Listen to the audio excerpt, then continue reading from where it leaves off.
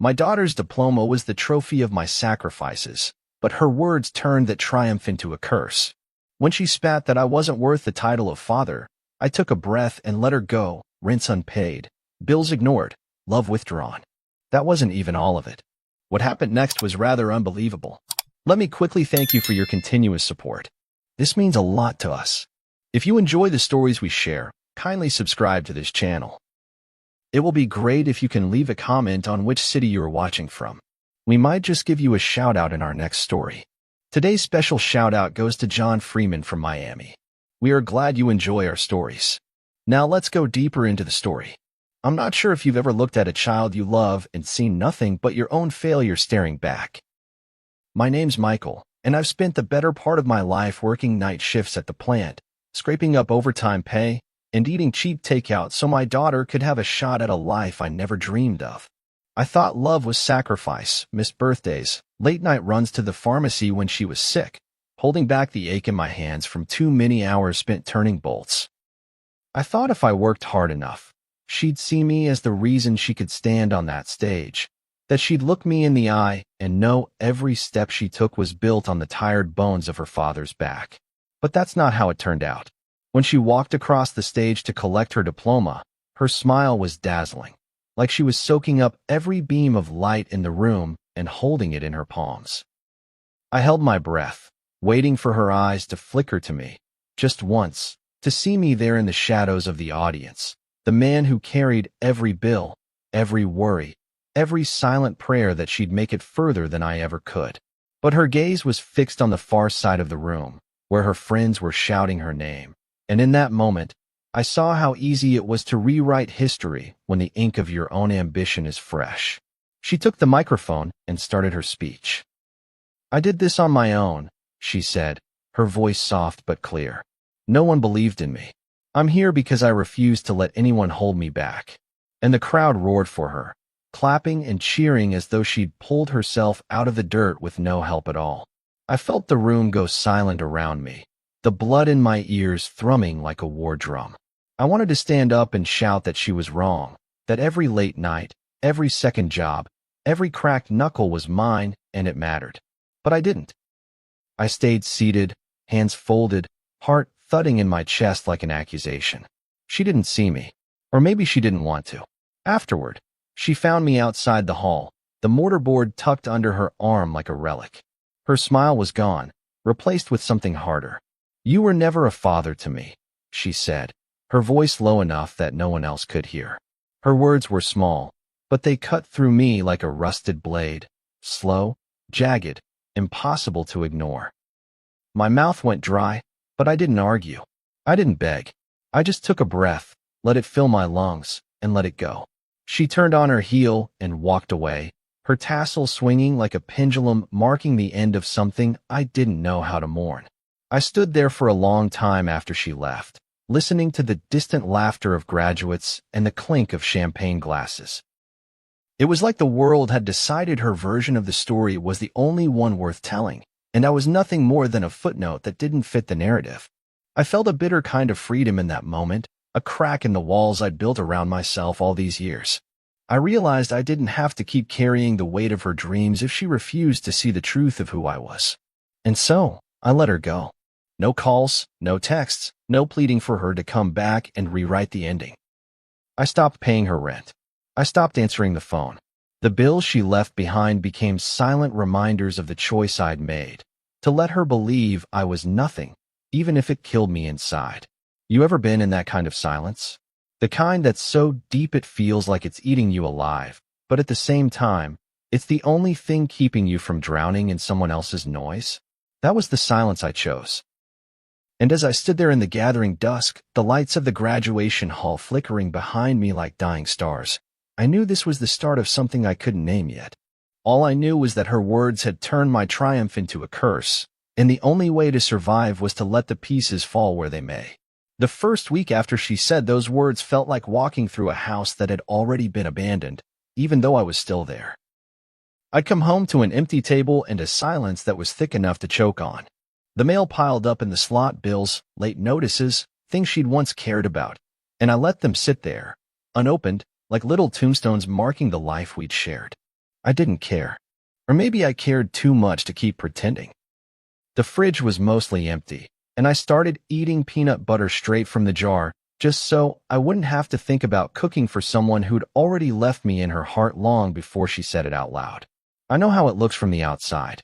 A father giving up on his daughter, on the bills, on the house he worked himself raw to keep. But if you've ever felt the air leave your lungs when someone you love tells you you're nothing, you'll understand. There's a kind of grief in realizing you've been holding up someone else's life like a scaffold and they're ready to knock it down with a single sentence. So I let the cracks spread. I stopped fixing the leaky faucet, stopped trimming the hedges. I let the garden go wild because it felt like the only honest thing in my life, something growing out of control, unashamed of the mess it made. She called me a few times in those first weeks, her voice tight with anger I couldn't touch anymore. "Why aren't you paying the rent?" she demanded. "You said you'd help me. You're heartless." I didn't argue. I didn't explain. I let her calls go to voicemail until they stopped altogether. Each missed ring another brick in the wall between us. I listened to her messages in the dark, the crackle of her voice like a ghost of everything I used to be to her. And in that quiet, I started to see that maybe I'd never really been her father in the way I thought I was. Maybe I'd just been the man who kept the lights on, the one she could blame when they flickered out. The truth is, I was tired of being her safety net when she'd already cut me loose. I wanted to know what it felt like to have nothing left to lose, to see who I was when the title of father was stripped away. I didn't stop loving her. I just stopped loving the part of me that begged for scraps of her affection. The first time I realized I could breathe without her approval was a shock. A quiet kind of relief that tasted like freedom and guilt all tangled together. I started sitting in the living room at night with the TV off, letting the dark settle around me like a blanket. It was the only time I felt honest with myself, the only time I wasn't pretending to be the man she needed me to be. You ever feel like your house is haunted, not by ghosts, but by the echoes of all the things you thought you'd become? That's what it felt like to live there alone. Her old bedroom still had the string lights she put up when she was 14, the mattress stripped bare like it was waiting for someone else to claim it. I didn't touch it. I didn't pack it up. I let it stay exactly the way she left it, a shrine to the girl she used to be and the man I used to think I was. Every time I passed that doorway, I felt the weight of everything I couldn't fix, but I didn't try to change it. I wanted her to know that if she ever came back, she'd find the truth waiting for her in every cracked wall and dusty shelf. I started spending more time at work, even though there wasn't much to do. The plant was quieter than I remembered, the clatter of machinery a comfort I didn't know I'd been missing. My coworkers asked about her, how she was doing, if she'd found a job yet, and I lied. I told them she was doing great, that she was making her way in the world just like she said she would. I said it with a smile that felt brittle in my mouth, and every time I told that lie, I felt a little stronger. Not because I believed it, but because I was learning how to let go of the need for anyone else to understand. I know now that love doesn't die all at once. It fades like the last light at dusk, slow and silent, until you're standing in the dark and you realize it's never coming back. But there's something holy in that darkness too. A chance to see yourself without all the noise, to find the edges of who you are when there's no one else to tell you who to be. So I let the bills go unpaid. I let the house grow cold. And in the quiet that followed, I found a piece of myself I thought I'd lost a long time ago, the part that knew how to stand alone, even when it felt like the whole world was waiting for me to fall. The first morning I woke up and didn't think about her was like taking a breath after being underwater too long. The sun was coming through the cracked blinds and thin strips of gold, and for a moment, I just lay there, listening to the house around me, floorboards shifting in the heat, the distant murmur of traffic. No voices, no footsteps, no demands echoing through the walls. Just me and the quiet. It felt wrong at first, like I'd forgotten something important, but then I realized it was the first time in years I didn't feel like I owed anyone my life. I started selling things she left behind. The piano she never played, the stuffed animals from her childhood that used to line her bed like silent witnesses. Each item felt like a memory I'd been keeping alive for her, and as I carried them out to the car, one by one, I felt lighter. There was no ceremony to it, no anger, no grief. Just a quiet understanding that I didn't have to hold on anymore. The pawn shop owner didn't ask why I was selling. He just counted out the bills and gave me a nod, like he could see the story in my eyes without me having to say a word. I took up running in the mornings, a habit I hadn't had since before she was born. My body protested at first, lungs burning and legs stiff, but I kept going, step by step, until the rhythm of my breath drowned out everything else. It wasn't about getting fit or proving something to anyone. It was about feeling the ground under my feet, the air in my chest. About knowing I was still here, still alive, even if I wasn't the father she needed me to be. The more I ran, the more I realized how much of my life had been spent waiting for her to call, waiting for her to come home, waiting for her to say the words I needed to hear. And in that waiting, I'd lost sight of who I was without her. But out there on the empty streets, with the dawn breaking soft and cold around me, I started to find him again. The man who loved without apology, but who knew, finally, that love doesn't mean setting yourself on fire to keep someone else warm. You ever have a moment when you see yourself so clearly it's like meeting a stranger? That's what those mornings felt like. I'd come back to the house, sweat drying on my skin, and I'd see my reflection in the mirror. Older, maybe, but not broken. I stopped shaving every day, let the stubble come in like a sign that I didn't have to be neat and clean for anyone anymore. I started cooking simple meals just for myself, eggs and toast, beans and rice. It wasn't much, but it tasted like freedom. No more takeout containers piled in the sink, no more feeding someone else's expectations. I told myself it was okay to miss her. It was okay to remember the way she used to curl up next to me on the couch when she was small, the way she'd look at me like I was the whole world. Those memories still hurt, but they didn't own me anymore. I let them pass through me like ghosts, thanked them for what they were, and kept going. Every time I thought about calling her, I reminded myself that love didn't have to mean giving her another chance to break me. Sometimes love was just letting go, even if it tore you apart inside. I started sleeping better, too. No more tossing and turning. No more waiting for the phone to ring in the middle of the night. Just quiet. I'd lie there in the dark, breathing slow and steady, and for the first time, I didn't feel like I was waiting for the other shoe to drop. I was learning to live with the emptiness, to see it not as a punishment, but as a chance to rebuild from the ground up. I know some people might call that giving up, but to me, it felt like coming home to myself. For too long, I'd let her needs define who I was. I'd measured my worth in the weight of her happiness, in the way her face lit up when she wanted something from me. But now, I was learning to see myself in the small, quiet victories, the mornings I got out of bed without dread, the nights I didn't flinch at the thought of tomorrow. I was learning that I didn't have to be a martyr to be a father, that my love for her could be real and still have boundaries. There's a kind of peace in that. A fragile peace, maybe, but it's real.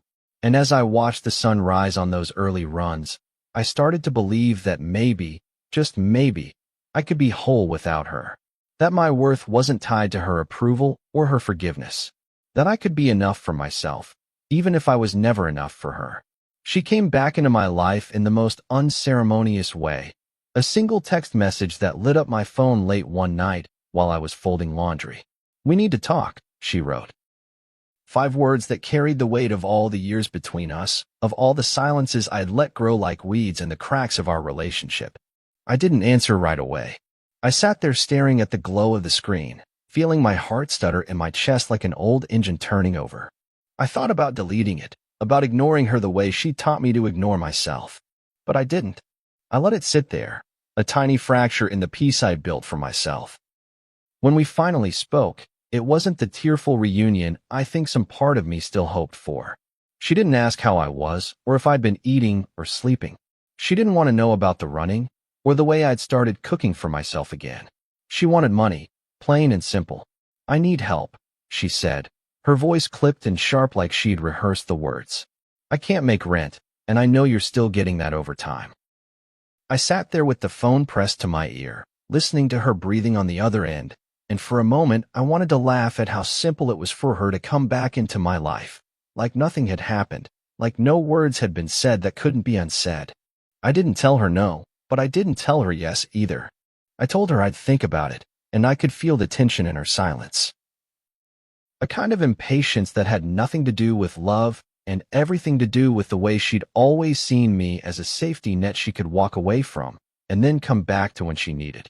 When we hung up, I sat there in the dark, the folded shirt still warm in my lap, and I realized that something had shifted in me. I didn't feel the same old ache to fix everything for her. I felt something harder, colder, like steel in my spine. The next day, I sent her a check. Small enough to remind her I wasn't a bottomless well, but enough to keep her from falling.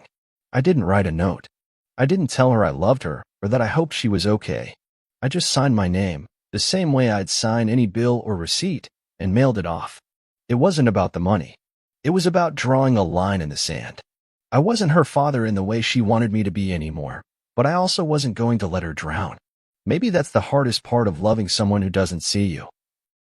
You can't help but reach out even when every instinct tells you to let go. She called again a week later, her voice bright with forced cheer.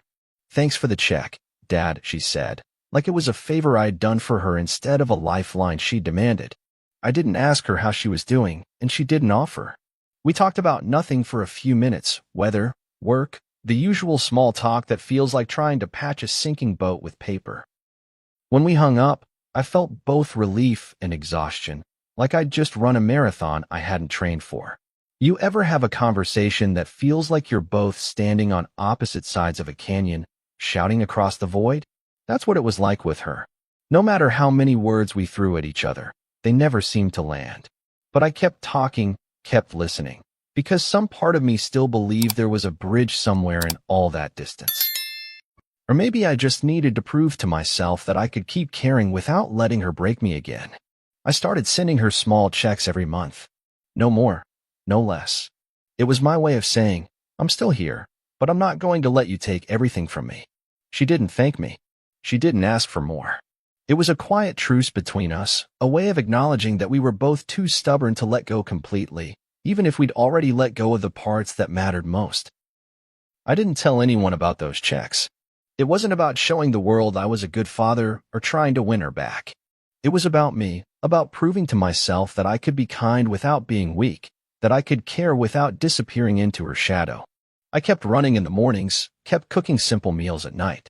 I let the house stay quiet because I realized that sometimes silence is the only honest thing you can offer someone who's already decided not to hear you. I know it sounds like I'm still holding on, but the truth is, I'm not. I'm letting her go in the only way I know how, by giving just enough to keep her safe, but not enough to keep her close. It's a thin line to walk, but it's the only way I've found to keep my head above water. And in that balance, between love and self-respect, between giving and letting go, I'm starting to find something like peace. Not the kind that comes with reconciliation or forgiveness, but the kind that comes when you finally learn that some silences are worth keeping. It was a Tuesday when she finally showed up at my door, unannounced and carrying the weight of every unpaid debt between us like it was armor. I heard her car pull up in the driveway, the engine idling for a few seconds before shutting off. I waited for the knock, the hollow echo of her fist against the wood, and when it came, I felt something cold settle in my chest. I opened the door, and there she was. My daughter, older than I remembered, the lines of worry etched into her face like a roadmap of all the places we'd failed each other. She didn't wait for me to invite her in. She stepped past me, her eyes scanning the living room like she was taking inventory of everything I'd let fall apart. "This place looks like shit," she said, her voice flat and unimpressed. I didn't bother arguing. I watched her run her fingers along the dusty mantel, her expression tight with something I couldn't name. Maybe disappointment. Maybe just the habit of finding fault in everything I did. I didn't flinch. I didn't apologize. I let the silence fill the space between us like a wound. "I'm not here for a handout," she said finally, turning to face me. "I'm here because you owe me." The words were sharp, each one a shard of glass she pressed into my skin. "You said you'd always take care of me. You said you'd be there, no matter what." She looked at me then, really looked at me, and I saw the anger and the fear all tangled up in her eyes. "I needed you, and you walked away." I took a deep breath, steadying myself against the kitchen counter. "I didn't walk away," I said quietly. "I stopped carrying what you wouldn't see." My voice was calm, almost gentle, but underneath it was a steel I didn't know I had. I spent years breaking my back so you could stand up there on that stage and tell the world you did it all on your own. I spent nights I can't get back, worrying about whether you'd make it, whether you'd be safe. And when you told me I wasn't your father anymore, I believed you. She opened her mouth to argue, but I held up a hand to stop her. I'm not saying this to hurt you, I said. I'm saying it because it's the truth. I loved you enough to let you believe your story, even if it erased me. And maybe that was my mistake, thinking that love was about giving until there was nothing left. I could see the words hitting her, each one sinking in like a stone. But I didn't stop. I needed her to hear it. I'm not here to beg for your forgiveness or to make you see me. I'm here to tell you that I'm done letting you decide who I am. For a moment, she looked like she might cry, but she blinked it back, her jaw set hard. So that's it, she said, her voice cracking just a little. You're just going to stop caring? I shook my head. I'll never stop caring, I said. But I'm done proving it to you in ways that cost me everything. I'll keep sending the checks, because I still love you. But I won't keep tearing myself apart to be the father you want me to be. I can't. The words hung in the air between us, heavy and final. She looked around the room, her eyes darting to the sagging couch, the cracked paint on the walls. You let this place fall apart, she said softly, almost like she was talking to herself. I let it fall apart because I needed to see what was left when it was just me, I said. And you know what? It's not much, but it's mine. She didn't answer. She just stood there, her shoulders slumping like the weight of it all was finally pressing down on her. And for the first time, I saw her not as the girl I'd raised or the woman who'd turned her back on me, but as someone just as lost as I was. Someone trying to find her own way through the wreckage. She turned to leave then, her eyes shining but her face hard. She didn't say goodbye. She didn't promise to call. She just walked out, the door clicking shut behind her like the final note in a song we'd been playing for too long. I stood there for a long time, listening to the sound of her car driving away, the silence settling over me like a shroud. You ever have a moment when you realize you've said everything you can say, and there's nothing left but the truth? That was that moment. I felt hollow, but I also felt free. Like I'd finally laid down a burden I'd been carrying for so long I'd forgotten it was there. I cleaned up the kitchen after she left, wiping down the counters and washing the dishes she'd looked at with disgust. I didn't do it for her. I did it for me. To remind myself that this house was still mine, even if it was falling apart. That I was still here, still breathing, still capable of starting over. After she left, the house settled into a silence that felt deeper than any emptiness I'd known. It was like the walls themselves were holding their breath, waiting to see what I would do next. I moved through each room slowly, touching the worn wood of the banister, the cool glass of the picture frame she'd left behind. There were no new messages, no new accusations. Just the stillness of a life I was finally learning to claim for myself. I started small. I painted the living room a pale gray, the color of early morning clouds. It wasn't about covering up the cracks or pretending the past hadn't happened. It was about making the space mine again, one brushstroke at a time. Each swipe of paint felt like an act of reclamation, a way of telling myself that I didn't need anyone's permission to start over. I bought a new lamp, just a simple thing with a soft, warm glow that made the room feel less like a mausoleum and more like a place where I could finally breathe. I stopped waiting for her calls. I stopped checking my phone every time it buzzed, half expecting her name to appear on the screen.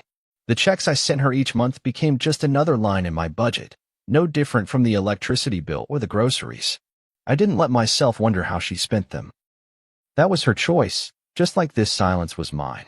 You ever learn that lesson the hard way? That love and rescue aren't the same thing? That's what I was learning every day in that quiet house. On the nights when the emptiness threatened to swallow me, I'd go for long walks. I'd let the cold wind bite at my skin, the sharp air reminding me that I was still alive, still moving forward. I'd pass the old library we used to visit when she was small, the place where she'd tug on my sleeve and beg for one more story, one more book. The memories still hurt, but they didn't own me anymore. I'd let them come and go, like the tide, and in their wake, I found a strange, steady peace. I started writing again, too. Not letters to her. I'd already said everything I could say, but little notes to myself. Reminders that I was more than the sum of my regrets, that I was allowed to want something for myself. I'd write them on scraps of paper and tuck them into the kitchen drawers, like small prayers waiting to be found on days when the silence felt too heavy. They weren't for anyone else. They were just for me. The garden out back turned wild in the months that followed, but I didn't mind. I let the ivy creep up the fence, let the dandelions bloom wherever they wanted. It felt like the land was telling me something, that even in the chaos, there was life, that even in the places we let go, something new could take root. I sat out there most evenings, the sun sinking low behind the trees, and I'd close my eyes and feel the world turn slowly around me. You ever find yourself in a moment so quiet, so complete, that you can't help but believe maybe this is what peace looks like? That's what it felt like in those evenings, with the cool earth under my feet and the weight of the past slowly lifting off my shoulders. I didn't need her to come back. I didn't need her to understand. I just needed to know that I could stand there alone and still feel whole. The last time she called, it was just to say she'd gotten a better job and wouldn't need the checks anymore. Her voice was distant, polite, like she was talking to a stranger. And maybe she was. I wished her well, and she hung up. There was no anger, no tears, just a quiet end to a story that had taken everything from both of us. I put the phone down and sat there for a long time, letting the finality of it settle in my bones. In the end, I didn't find forgiveness or reconciliation. I found something better. I found the strength to let her go without bitterness, to let the memories be what they were without trying to change them. I found the courage to see myself not as the father who failed, but as a man who tried, who loved as fiercely as he could until it broke him, and who learned, at last, to love himself enough to stop breaking. I know now that sometimes the hardest thing isn't holding on, it's letting go. It's standing in the wreckage of everything you built and realizing you're still here, still breathing, still capable of making something new. I'm not the man I was when she walked across that stage, and I'm not the man she needed me to be. But I'm enough for me. And maybe that's all I ever needed to be. If this story felt familiar, if you know the pain of loving someone who can't love you back, then you're not alone. I share stories like this every day, stories that remind us we're stronger than we think. If you'd like to hear more, just hit that subscribe button and join the ones who refuse to give up, no matter how quiet the fight becomes. See you soon in the next story.